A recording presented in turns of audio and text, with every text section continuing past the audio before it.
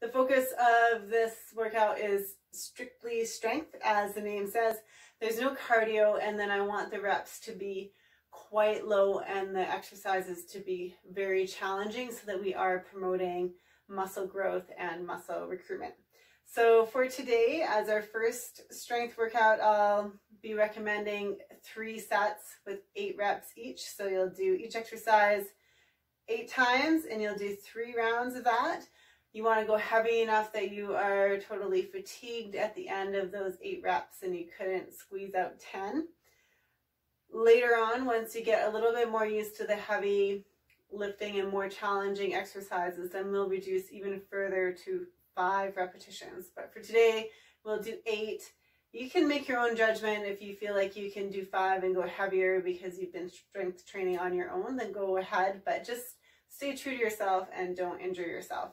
So we'll start off with a general warm-up, and then I'm going to focus on wrists because body weight strength training puts a lot of strain on wrists, so you need to have really healthy, strong wrists in order to sustain all this body weight training. Let me take my watch off here. So just getting your joints warmed up, we're going to start with some arm swings.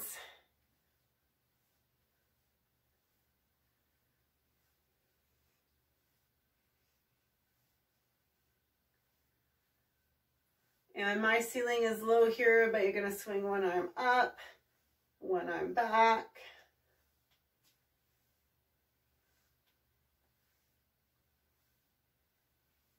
Just getting those shoulders working.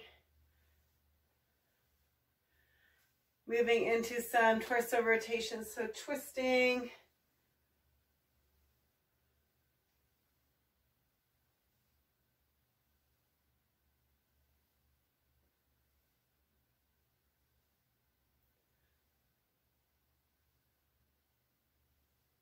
Into your hips, knees, and ankles. You're going to move into some squats. Keep your feet flat on the floor. Pull the floor apart with your feet and just sit down and back. Stand up. Sit down and back. Stand up. Now I really want you to work deeper into the squat. I'm going to emphasize range of motion more than I would for some of the other classes I teach. So from here you can go even lower than you might normally. Trying to keep your chest up nice and tall, feet need to stay flat on the floor, but really stretching out those hips at the bottom. Give a little extra pause at the bottom here.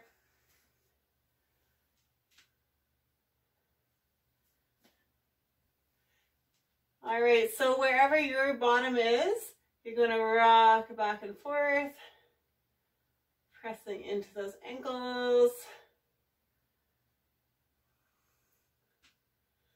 And then stand it up, moving into some rotation, stepping as though you're coming over a hurdle. Stay tall.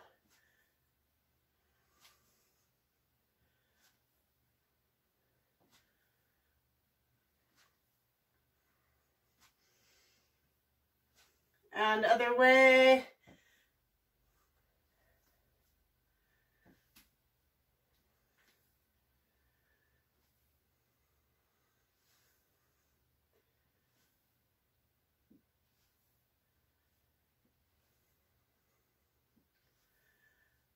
Excellent. So like I said before, we're going to move into your wrists a little more intensely, a little more focused than we normally would in this warm-up. Just going to make sure you can see my elbows here. Okay. So to start out with, you're going to be kneeling on the floor and you're going to work into your forearms. How's that? Okay. So what you want to do is have your hands flat on the floor, and then you're just going to lift up and back down. And you're just resisting that motion so that you can feel the muscles in your forearm here firing. Going for up to 20 of these. So the more you resist with those fingers, the more intense it'll be. You can choose how hard you want to make it.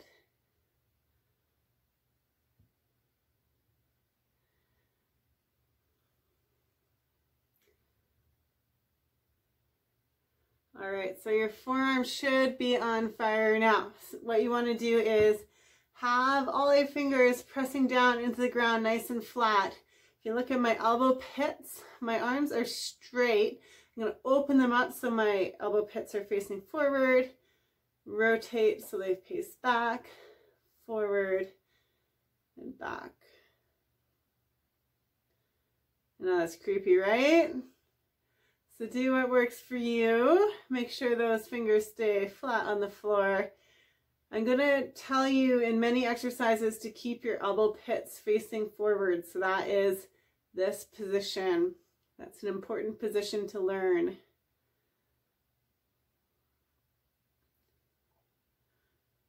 One more. Okay. Place your hands out to the side. Elbow pits facing forward. You're going to rock one way, rock the other. Again, your fingers are flat on that floor.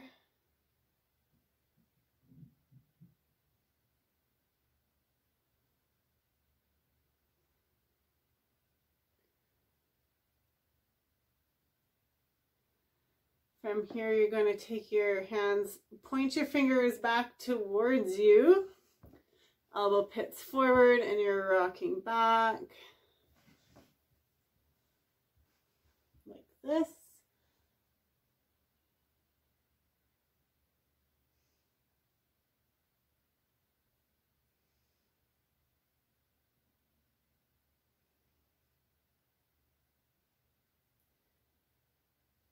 All right, and then what you're going to do is have your fingers pointing forward, leaning forward into it. So you're here, and you're leaning forward.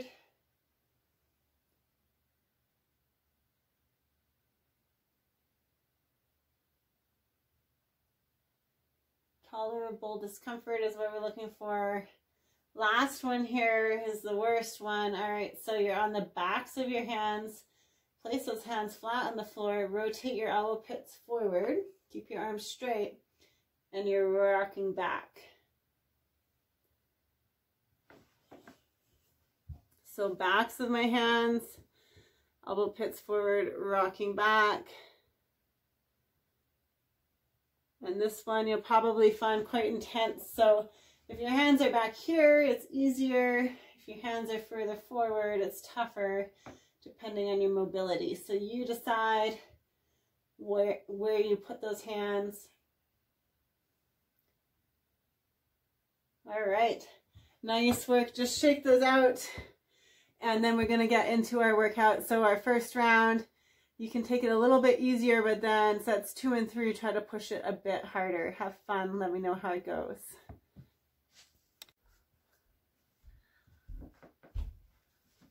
All right, so this is a tutorial on sit downs.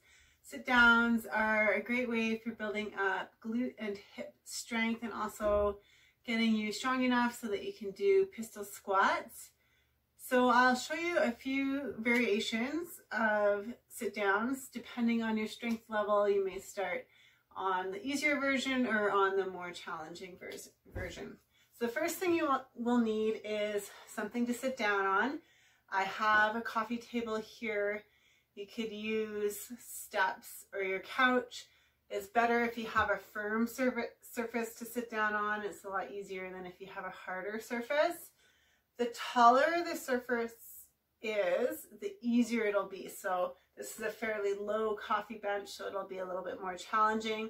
If I had a chair that was higher up, it would be easier. So the first level of sit downs would be on a higher up chair where my leg didn't even get to 90 degrees, maybe where I come to here. I'm going to show you with the coffee table, but play around with it a bit if you need a higher chair. So first version is body weight. You're going to stand on one leg. That foot stays flat on the floor and you're just going to control yourself. Sit down and then stand up. Now the first version, maybe you're not strong enough to stand up just using one leg. You're going to tap your other foot down just gently to help you get up. So you're going to control on the way down, tap the other leg to get up. So You would repeat that for the set number of reps and then do it on the other side, trying to keep everything in alignment. So with your free leg, you're not crossing over or behind and you're not swinging out wildly. So if you can do that, no problem. You can do up to 10 reps without failure. You're ready for level 2. Level 2, you're on one leg. You're gonna sit down, stand up, try not to fall over, sit down, everything's in nice alignment, stand up. All right, so this one I'm not touching with that free leg and keeping my alignment really good. From there, put on a backpack. Imagine you just gained some weight. All right, so this will motivate you maybe not to gain weight during this quarantine. So this is a great way to add intensity to your workouts, is just putting a backpack on and you can load it up as much as you want.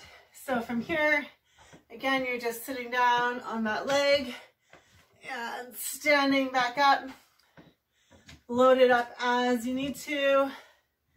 And then final version,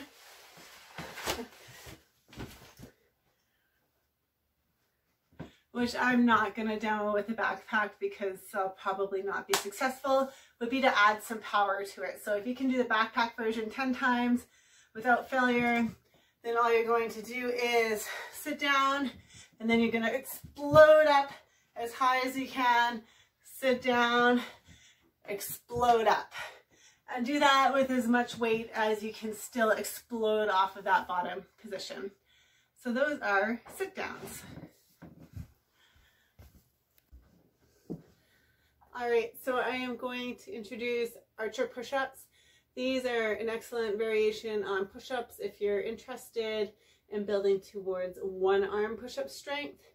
If you have one arm that's stronger than the other as well, by overloading the one side, you can help to even out some of that difference in strength from one side to the other.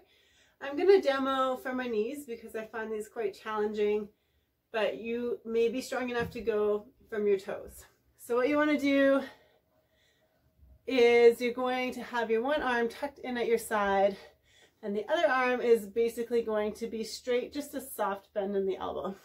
So if I'm here, one arm out, one arm tucked in, I'm going to press up and back down, tap my chest down, press up and back down. If I show you this way. So what you want to do, so it's this arm that's doing all the work. This arm is just helping out a little bit. I'm going to press up, back down, just touch that chest down. Oof. So my left arm here is getting a huge workout. All right, one more demo. Maybe I'll show this view. So you're here, one arm out, one arm tucked in. I always start my first rep on the ground just to get the hand positioning figured out. I'm gonna press up and then from here just tap that chest down, but I'm not actually lying on the ground. That would be cheating. Ooh. And to demo other side. One arm out, other arm as straight as you can, just a soft bend in the elbow so you don't hurt your elbow. Pressing up, chest down, up. Excellent. Now, variation on that to make it a bit easier. With this free hand, the more you bend it, the more it's going to be able to assist you. So if you're just starting to progress beyond a standard push-up, you can start with that arm more bent and then slowly work it out to straighter. So give it a shot. Let me know how it goes. Okay, so this is an inverted row and this is a regression from the pull-ups I showed last week. So if you don't have a pull-up bar or if you're not strong enough to do the negatives that I showed you last week, then this is a good alternative. What you need are a couple of chairs that are nice and firm and they're not going to tip over. These ones are a little bit low, so if you have a bit higher chairs, that would be even better. And I just have some cross-country ski poles here. Just make sure whatever you use, it can hold your whole body weight. So from here, what I'm going to do is bend my knees and lift my hips up, squeezing my glutes. I'm going to use my arms to pull my body off the ground, bringing my chest up to the bar and back down. Pulling up and back down. If you're feeling strong, straighten your legs, still squeezing your glutes, moving your whole body at the same time, pulling up and back down, up and back down. Okay, we are going to go over single leg ball rolls and some of the progressions for these.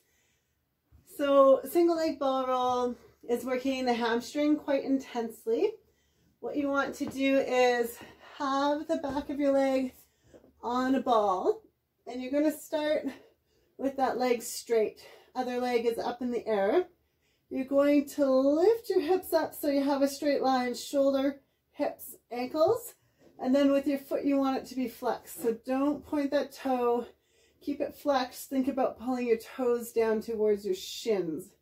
So lift your hips up. You're going to roll in. As you roll in, your hips are lifting up even higher and then coming back out.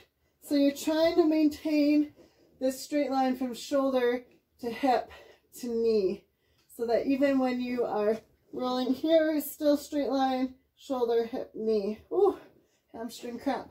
All right, so if you're not able to lift your hips that high and you notice your hips are kind of sagging down, the modification here is both legs on the ball, hips up nice and high, roll in, now lift one leg up, roll out.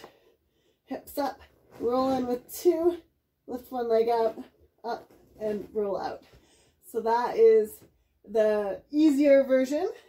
And then if you can't do that version, then stick with your double leg roll, keeping the hips up, really focusing on that, and you'll eventually get down to your single leg roll. All right, so this is an exercise for your shoulders, mostly working the backs of your shoulders. It's really good for getting at those weaker, hard to access muscles. What you will need is a towel or a piece of rope would work as well. And all you're going to do is hold that towel or rope.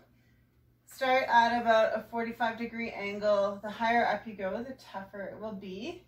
So hold it at 45 degrees and you're going to pull it apart as though you're going to rip that towel in half.